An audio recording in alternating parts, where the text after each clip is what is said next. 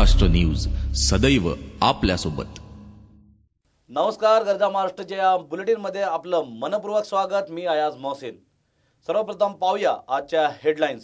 मुंबई दहशतवादी हल्ल्याचा मास्टरमाइंड हाफिज सईदला संयुक्त राष्ट्र संघाने संबोधिले साहेब। भारताने व्यक्त केला निषेध। महाराष्ट्रात मुस्लिम मायनॉरिटी मागे असून ती एकजूट करण्यासाठी 8 दिवसात महत्त्वाचे निर्णय घेणार। महसूल तथा अल्पसंख्याक मंत्री एकनाथ खडसे यांचं वक्तव्य। आणि आदर्श सोसायटी संरक्षण खात्याची नाही, संरक्षण खात्याचा 4 वर्षांनंतर धक्कादायक खुलासा। गरजा महाराष्ट्र न्यूज सदैव आपल्यासोबत।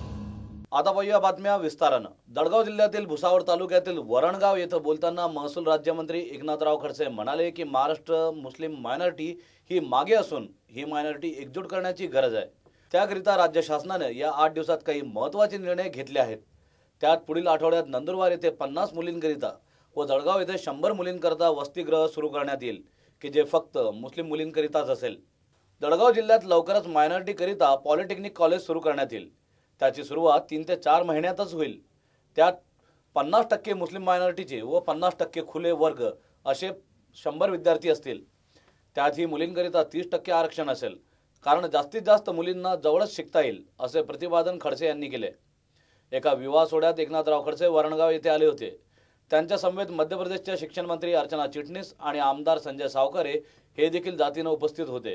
महाराष्ट्रामध्ये कुठेही कवी संमेलन असो, अर्थात मुशायरा किंवा उर्दू कार्यक्रम, त्याकरिता शासनाकडून 1 करोड रुपयांची तरतूद केली गेली आहे व तशी मंजुरीही घेतली आहे।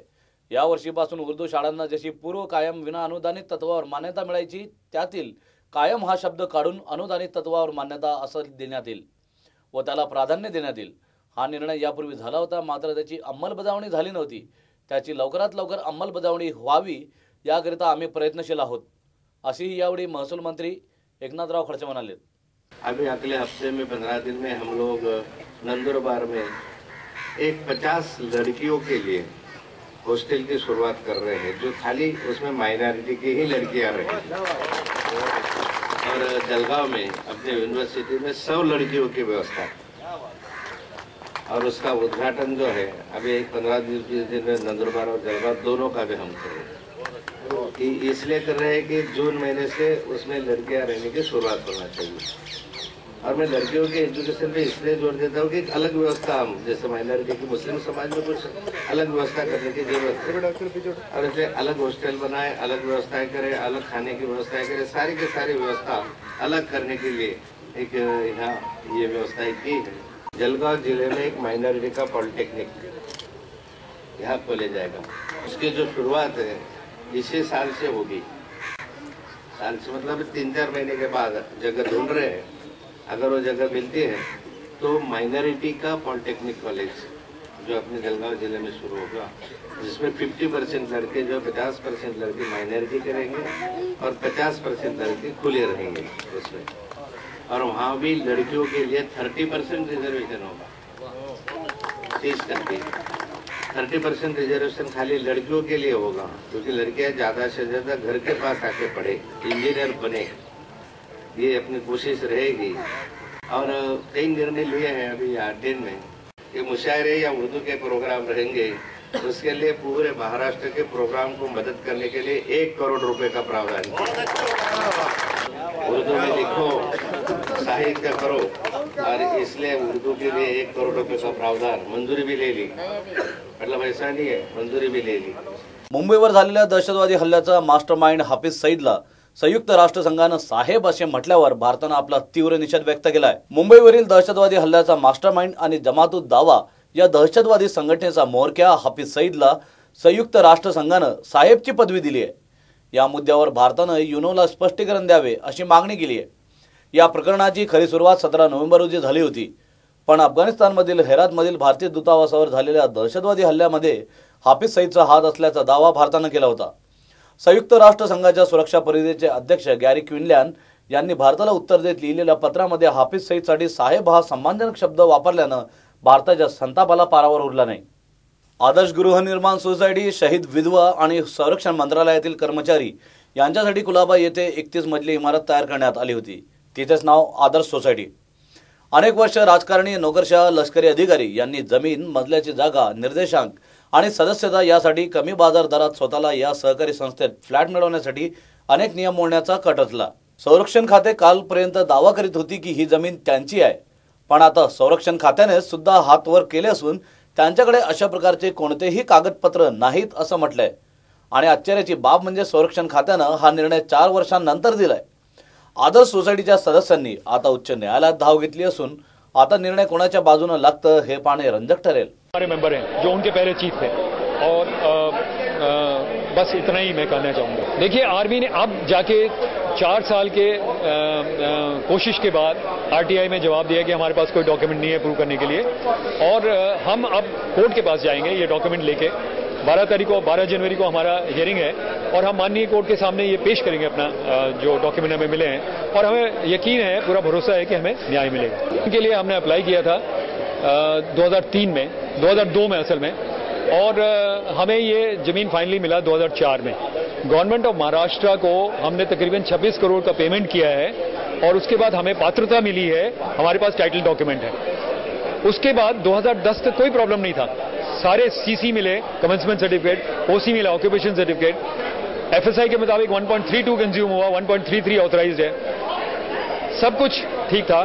1 अप्रैल 2010 के बाद सडनली किसी ने एक कंप्लेंट दाखिल किया कि ये जमीन डिफेंस की है।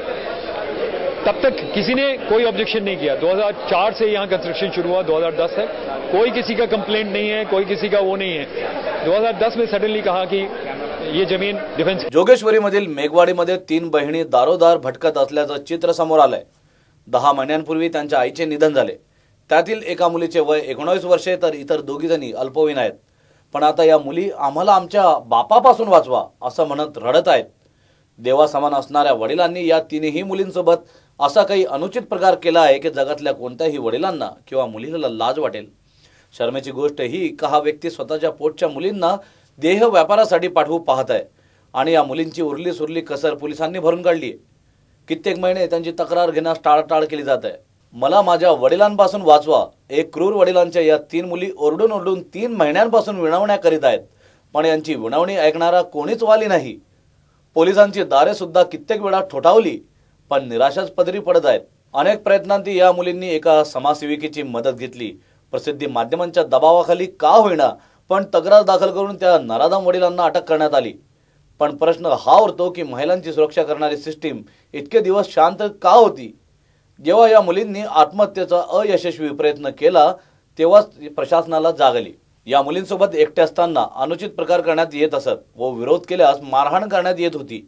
सर्वात लहान मुलीच्या या मारहाणीत एकदा हात सुद्धा तुटला व त्यांना देह व्यापारासाठी दुबई येथे पाठवण्याचे सुद्धा बोलण्यात येत होते आणि विरोध केल्यास पुन्हा मारहाण केली जात असे असे डीसीपी यांनी या प्रकरणात लक्ष टाकल्यानं एफआयआर नोंदवण्यात आलाय आणि आरोपी वडिलांना अटक करून त्यांच्या साथीदारांना पुन्हा चौकशीसाठी ताब्यात घेण्यात आलाय। वो तो हम मतलब सिर्फ गंदी गालियाँ और गलत गलत बातें करते हैं। हमें मतलब बोलना कि ये सब करो वो सब करो, ये सब ही बोलना, अपने फ्रेंडों को लेकर आना घर पे, गंदी गंदी मतलब बातें बोलना, ये सब काम करते हैं। मेरे डैडी हम लोग के साथ फिजिकली और मेंटली दोनों हरेसमेंट करते हैं। वो हम लोग को बहुत टॉर्चर देते हैं और अपने दोस्तों को लेकर आकर भी हमारे साथ गंदी हरकतें करवाते हैं। वो हम लोग को बोलते कि मतलब आप लोग प्रोस्टिट्यूशन करो, हम लोग को प्रोस्टिट्यूशन की टुवर्ड्स मतलब भेजना चाहते हैं। और 10 महीने से मेरी मॉम की डेथ के बाद से ये सिलसिला चालू हो गया। मेरी मॉम के टाइम पे उनको करने नहीं मिलता था क्योंकि मेरी मॉम प्रोटेक्शन कर लेती थी। अब जैसे मेरी मम्मी की डेथ हो गई उसके बाद से मेरे डैडी ने हम लोग को सिर्फ फिजिकली नहीं मेंटली हम लोग का खाना वगैरह सब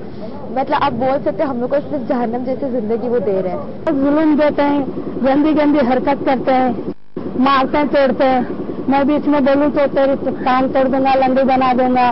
मुझे गंदे गंदे गालियाँ देते हैं, बच्चों के साथ ही सुलूक करते हैं। पुलिस भी आपकी मदद नहीं कर रही? नहीं कर रही पुलिस भी। नवी मुंबईमधील सीबीडी बेलापूर मार्गावर रविवारी एका ट्रकची दुर्घटना होऊन मुंबई पुणे मार्गावरील वाहतूक विस्कळीत होती। या ट्रकमध्ये बिअरच्या बाटल्या आणि टीन भरले होते। मुंबई पुणे मार्गावर 3 किलोमीटर पर्यंत वाहने धीम्या गतीने जात होती आणि जाम सुद्धा लागला होता। ही दुर्घटना सकाळी 6च्या सुमारास झाली, पण वाहने 10 वाजता घटनास्थळावरून हटवण्यात आली। जवळच्या झोपडपट्टीतील रहिवाशांनी आणि आजूबाजूला उपस्थित असलेल्या लोकांनी बिअरच्या अनेक बाटल्या लंपास केल्यात आणि त्यांचा पुरेपूर आनंद घेतला। तसेच या पर्यटकांनी देखील बिअरचे बॉक्स घेऊन पसार झाले। या दुर्घटनेत कोणीही जखमी झाले नाही, पण पर्यटकांना अडकून पडावे लागले आणि बिअरचा आनंद घ्यावा लागला। आता बातमी शिर्डीची। शिर्डी नगरपंचायत गेल्या कितीतरी वर्षापासून काँग्रेसचा बालेकिल्ला म्हणून ओळखला जात होता, पण गेल्या 4 महिन्यांपूर्वी शिवसेना आणि बीजेपीचा झेंडा फडकल्यानं शिर्डी ग्रामस्थांचे आणि साई भक्तांच्या समस्या वाढत चालल्या आहेत असे निदर्शनास येत आहे। शिर्डी नगरपंचायतला गेल्या 4 महिन्यांपासून कचरा टाकण्यासाठी जागा मिळत नाही, त्यामुळे शिर्डीमध्ये जागोजागी कचरा पडलाय। जागोजागी ढीग पसरलेले आहेत। या कचऱ्याच्या घाणीचे आणि दुर्गंधीचे साम्राज्य शिर्डीमध्ये पसरले। शिर्डी विधानसभा मतदारसंघाचे काँग्रेसचे आमदार राधाकृष्ण विखे पाटील यांचीही लक्ष दिसून येत नाही आणि शिर्डी नगरपंचायतचे मुख्य अधिकारी हे पण कचरा संदर्भात लक्ष घालत नाहीत। त्यामुळे शिर्डीतील कचऱ्याचा विषय मुख्यमंत्र्यांकडे न्यायचा की न्यायालयात न्यायचा हा प्रश्न आता शिर्डी ग्रामपंचायतच्या समोर उभा आहे। एकीकडे देशाचे पंतप्रधान आपल्या हातात झाडू घेऊन देश स्वच्छ आणि सुंदर बनवण्यासाठी निघाले आहेत, तर दुसरीकडे शिर्डीसारखे आंतरराष्ट्रीय धार्मिक तीर्थक्षेत्र कचऱ्याचे साम्राज्य बनले आहे। काँग्रेसचा बालेकिल्ला व बऱ्याच वर्षापासून शिर्डी मतदारसंघ हा काँग्रेसचे आमदार म्हणून या ठिकाणी काँग्रेसचा बालेकिल्ला समजला गेलेला आहे आणि याच्यातच एक 4 महिन्यापूर्वी शिर्डी नगरपालिकेवर बऱ्याच वर्षापासून काँग्रेसची सत्ता होती, त्या ठिकाणी भगवा फडकला आणि महायुतीची सत्ता आली। सत्ता आल्यानंतर जे चीफ ऑफिसर आहे मुख्य अधिकारी हे पहिल्यापासून राधाकृष्ण विखेंच्या आधिपत्याखाली काम करत असल्यामुळे ते बिलकुल काही सहकार्य करायला तयार। अनेक वेळा मान्य नगराध्यक्ष व सर्व सदस्यांनी त्यांना सांगितलं की कचऱ्याचं नियोजन झालं पाहिजे, कचऱ्याचं वर्गीकरण झालं पाहिजे, पण ते कुठल्याही प्रकारे याच्यात कारवाई करायला तयार नाही। आज कचऱ्याची समस्या मोठ्या प्रमाणात झालेला आहे। जर मुख्याधिकाऱ्याचं जर सहकार्य नसेल तर नगरपालिका चालू शकत नाही। आता अशी वेळ आलेली आहे की मुख्याधिकाऱ्यांना जाब विचारण्याऐवजी हा प्रश्न थेट मुख्यमंत्र्यांपर्यंत नेण्यासंदर्भात किंवा हा प्रश्न थेट न्यायालयात नेण्यासंदर्भात आम्ही सर्व नगरसेवक विचार करत आहोत। जर मुख्याधिकाऱ्यांना जर याच्यात राजकारण करायचं असेल तर त्यांनी मुख्याधिकाऱ्यांनी त्यांच्या पदावर राहण्याचा त्यांना बिलकुल अधिकार नाही। मित्रांनो, तुर्तास इथेच थांबूया। आपण पाहत रहा गरजा महाराष्ट्र न्यूज, सदैव आपल्या सोबत, सदैव आपल्या पाठी।